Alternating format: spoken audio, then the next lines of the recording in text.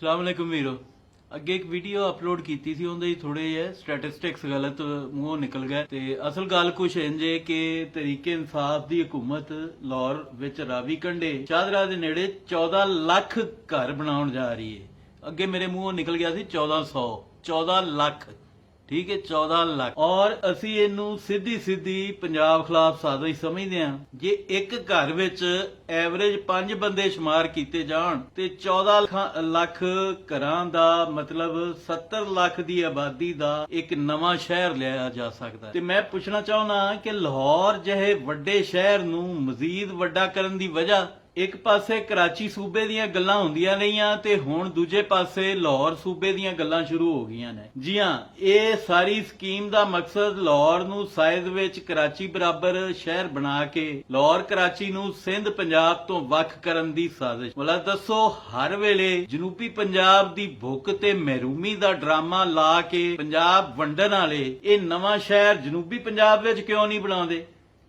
ਸਾਡਾ ਮੁਤਾਲਬਾ ਹੈ ਕਿ ਇਹ ਨਵਾਂ ਸ਼ਹਿਰ ਪੰਜਨਾਦ ਦੇ ਮੁਕਾਮ ਤੇ ਬਣਾਇਆ ਜਾਏ ਤੇ ਉਹਦਾ ਨਾਮ ਹੀ ਪੰਜਨਾਦ ਰੱਖਿਆ ਜਾਏ ਤੇ ਲਾਹੌਰ ਤੇ ਆਬਾਦੀ ਦਾ ਮਜ਼ੀਦ ਬੋਝ ਪਾਉਣ ਬਜਾਏ ਇਹ ਸਾਰੇ ਘਰ ਉੱਥੇ ਜਾ ਕੇ ਬਣਾਏ ਜਾਣ। ਮਜ਼ੀਦ ਇਹ ਕਿ ਜਿਵੇਂ 30% ਰਕਬਾ ਘਰਾਂ ਵਾਸਤੇ ਤੇ 70% ਗ੍ਰੀਨ ਏਰੀਆ ਜਾਂ ਪਲੇਗਰਾਉਂਡ ਵਾਸਤੇ ਛੱਡਿਆ ਜਾ ਰਿਹਾ ਹੈ, ਉਹ ਵੀ ਉਸ ਜ਼ਮੀਨ ਤੇ ਹੀ ਬਣਾਇਆ ਜਾਏ ਜਿਹੜੀ ਜ਼ੇਰੇ ਕਾਸ਼ਤ ਨਾ ਹੋਏ।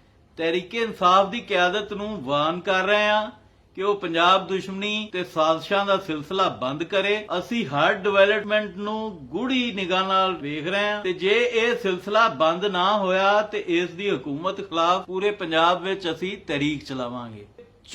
70 ਲੱਖ ਆਬਾਦੀ, ਤੁਸੀਂ ਅੰਦਾਜ਼ਾ ਲਾਓ, 70 ਲੱਖ ਆਬਾਦੀ ਦਾ ਮਤਲਬ ਹੈ ਲਾਹੌਰ ਤੇ ਕਰਾਚੀ ਤੋਂ ਬਾਅਦ ਪਾਕਿਸਤਾਨ ਦਾ ਤੀਜਾ ਵੱਡਾ ਸ਼ਹਿਰ। ਹੁਣ ਪਾਕਿਸਤਾਨ ਦਾ ਤੀਜਾ ਵੱਡਾ ਸ਼ਹਿਰ ਤੁਸੀਂ ਵਸਾ ਰਹੇ ਹੋ ਲਾਹੌਰ ਰਾਵੀ ਕੰਢੇ ਸ਼ਾਹਦਰਾ ਦੇ ਨੇੜੇ। ਤੁਸੀਂ ਜਾ ਕੇ ਇਹਨੂੰ ਵਸਾਓ, ਉੱਥੇ ਪਾਈਨਾਤ ਤੇ ਜਾ ਕੇ ਉਹਨਾਂ ਦੀਆਂ ਮਹਿਰੂਮੀਆਂ ਦਾ ਅਜ਼ਾਲਾ ਕਰੋ, ਉੱਥੇ ਇੱਕ ਜਦੀਦ ਸ਼ਹਿਰ ਬਣਾਓ। ਜਿਸ ਬੁਨਿਆਦ ਤੇ ਤੁਸੀਂ ਪੰਜਾਬ ਦੇ ਟੋਟੇ ਡਕਰੇ ਕਰਨ ਲੱਗੇ ਹੋ, ਪੰਜਾਬ ਦੁਸ਼ਮਣੋ ਨਮਕ ਹਰਾਮੋ, ਉਹ ਬੁਨਿਆਦ ਖਤਮ ਕਰੋ। ਤੁਸੀਂ ਉੱਠਦੇ ਹੋ ਤੇ ਇੱਥੇ ਲਾਹੌਰ ਤੇ ਪਹੁੰਚੇ, ਅਸੀਂ ਕੀ ਸੁੱਤੇ ਆ? ਸਾਨੂੰ ਨਹੀਂ ਸਮਝ ਆਉਂਦੀ ਕਿ ਇੱਥੇ ਲਾਹੌਰ 'ਚ ਆਬਾਦੀ ਦਾ ਰਸ਼ ਪਾਉਣ ਦਾ ਕੀ ਮਕਸਦ ਹੈ। ਉੱਥੇ ਕਰਾਚੀ ਸੂਬੇ ਦੀ ਡਿਮਾਂਡ ਹੈ, ਇੱਥੇ ਲਾਹੌਰ ਸੂਬੇ ਦੀ ਡਿਮਾਂਡ ਹੋ ਗਈ ਸ਼ੁਰੂ। ਤੇ ਰੋਜ਼ ਬਰੋਜ਼ ਇਹ ਸਾਜ਼ਿਸ਼ਾਂ ਬੰਦ ਕੀਤੀਆਂ ਜਾਣ, ਵਰਨਾ ਅਸੀਂ ਨਿਕਲਾਂਗੇ ਔਰ ਥਾਂ ਥਾਂ ਤੁਹਾਡੀਆਂ ਸ਼ਕਲਾਂ ਤੇ ਲਾਹਨਤ ਪਾਵਾਂਗੇ।